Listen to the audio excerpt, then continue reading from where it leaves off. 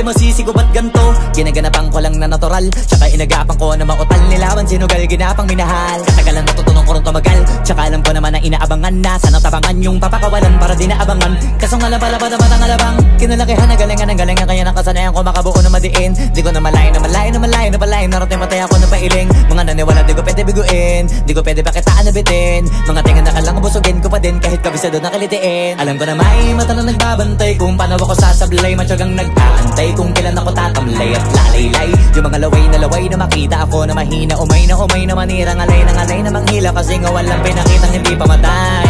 Na napasarap pag-rap ang daming nagbago mula nung kilalanin ang tao. Daming nagtulak sa'kin, palaging maging ganado, palaging takado, pag kumalaw palaging planado.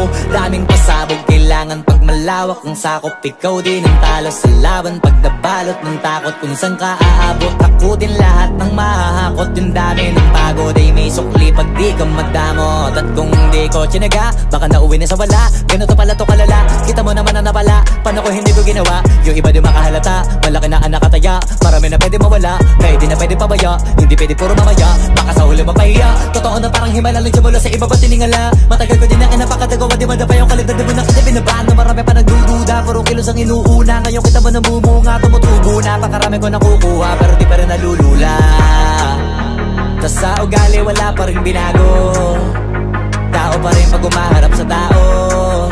Pero pag usapang rap pa, iba-iba ko. Literal na may bago kang naabangan sa tuwing may ilalabas na bago. Yan ang ginawang pambawi sa nakikinig palagi, para mas lalo sila ganahan na yung mga bago ko hanapin. Yung iba naman nababawan, pero di na para atupagin. Di kasi nila maunawaan na yung bulsa ko pinapalalim. Kahit pa paano naman naganap ako paunti-unti, gumalaw ng pino, hindi maitatanggi. Iba din na laking munti, pila may anting-anting. Sa galing may malayong kuting, naging kambing sa dami ng hinahin. Naputahe, pwedeng akalaing malaking kantin. Yung iba nakahalata na sa pangalan at plaka, nagiging malala bigla, lalo pag pabalik pag nabignasa. Pag gumagawa, ginagawa, magagawa, maiba lang ang lasa. Para maipakita ko din na din ako gumagawa ng basta-basta. Ngayon lalo pang nananabik, kasi meron ang bumabalik. Gagawin ko pa rin ang gagawin. Ngayon saan pa kaya ko neto dadalhin?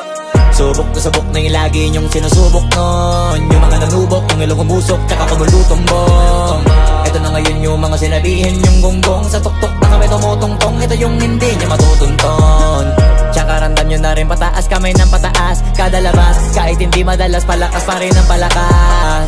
Sa amin na tong palabas, pabanas kaya nang mabanas. Pagkausap ang Pinas, pasok kami dyan, hindi na mapapalabas. Huwag ka na magtaka ba't nangyari at papano, kasi kitang-kita nyo naman malinaw pa sa klaro. Sarili na lang ang tinatalo, oo wala nang iba halata, kasi nga nung yung uso na iba, o diba yung iba nabura.